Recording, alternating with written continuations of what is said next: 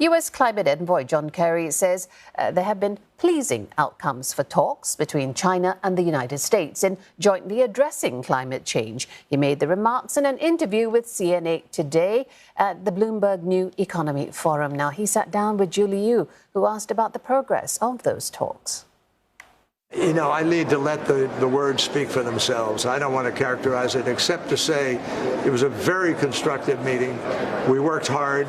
We did have some successes, some things where we found common ground. And I think over the course of the next weeks, you'll be hearing about it. Okay. Well, you did hint earlier at the elements of collaboration. Could we know what that could be between U.S. and China? Well, we've already agreed previously to have a working group and to be able to work at looking at issues like deforestation, where, by the way, thank you to Singapore for being so clear and involved in that. I know you care about it a lot. We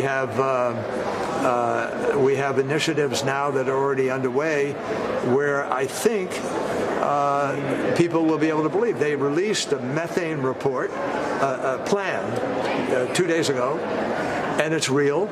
And, you know, while we may want more, faster, it's a great step forward.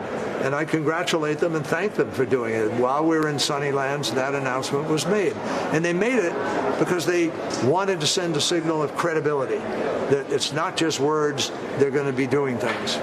Secretary Kerry, a fight over fossil fuel is also heating up, but there is anticipated strong push to prioritize reducing emissions while over phasing out of fossil fuels and also focusing on endorsing technologies like CCUS. But there are also worries that too much emphasis may kneecap climate progress. Do you share their concerns? And how do we navigate the line between calling out sluggish movers, but at the same time not to impede on the technology that we might actually need down the road? Boy, that's a packed question, a really good question. A couple of them in a way. But look, I think the fact is that the COP process is going to elicit a lot of energy and a lot of output from countries all around the world.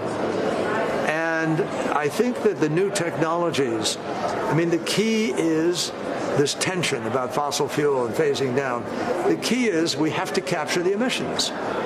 And if you're capturing the emissions, then it will phase down because people are going to move to renewables and other things over time.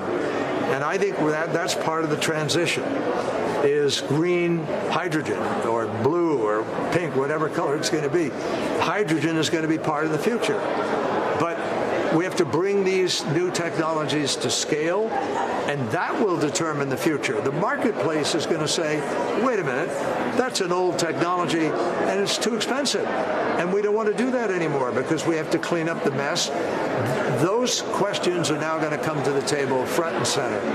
I mean, the road to net zero is proving to be quite difficult because we are also seeing climate trailblazers like the UK rolling back on their climate goals. What does that tell you about the reality of energy? It tells me that some people are being swayed by money and that they're not following through on some of the promises because of pressure of shareholders, pressure of external elements, and it's a problem. We can't go backwards. We cannot allow the Paris Agreement to be walked backwards. And that will be one of the tests of the COP and its success. Another objective is loss and damage fund. There seems to be a lot of hiccups along the way. Some of the climate fund talks have collapsed several times. What is U.S. offering on the table, and what will define a successful loss and damage fund? Well, we're going to help. We helped. We've supported it. We believe in the loss and damage fund. It was our idea to accelerate solving the problem from 2 years to 1 year. We will stand it up, and we're going to make a good faith effort to get the rules. But we need everybody to take part in this. It can't just be a few countries. We have to have everybody be helpful to the degree they can, to whatever their ability is. It's been just over 1 year that Inflation Reduction Act has been passed, and many are praising it as something that actually put U.S. back on the map. that mantle of being a global climate leader. But there are worries that the momentum could change after 2024 elections. Do you share I don't believe any politician can stop what is happening now. This transition is much bigger than any one party in a country or one, it's not going to happen. People are moving because the science is telling us we have to move in this direction. It's not political. It's not ideological. It's about the air people breathe. It's about pollution going up in the air, about the impact on countries of their farming, of their living conditions, of children, of disease. Those things should motivate everybody to be helping to make this transition happen. Secretary Kerry, you're in Asia and Singapore. You've talked a lot about the importance of climate cooperation here in the Indo-Pacific. What sort of progress are you seeing right now, and what more can we do? I'm excited. There's a lot happening in Asia. Your Prime Minister and your government has been very involved in trying to think through gas and import, export of power. I think that your ability to be able to import already a certain amount of renewable energy, which the government is concerned about, that's a big deal. That's great. Those are the kinds of creative ways of responding. I know that the government's involved in protecting the forests, trying to end the deforestation, and they're a member of our Forest Leadership Partners Group, which is working with other countries. Singapore is right there alongside.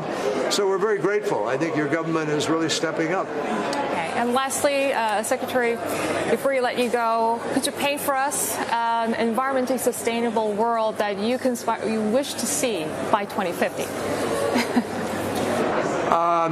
Well, a sustainable world is a must. It's very hard to get to when you have these forces that are just pushing development. Tear down the forest. We need more wood. Got to build this. We have to find ways to find new materials to deal with. Sustainable means you can keep it going in a circle, and you recycle things, you use things over. You just don't have enough resources on the planet to just be slowly digging away until there's, everybody's crowded into some area. It's not going to work. Sustainability is very hard, but it is also the greatest gift we could give to our children and our grandchildren in the future, because if you're not sustainable, it's the opposite of sustainable is it won't last. It can't work. And therefore, we've got to keep the pressure on.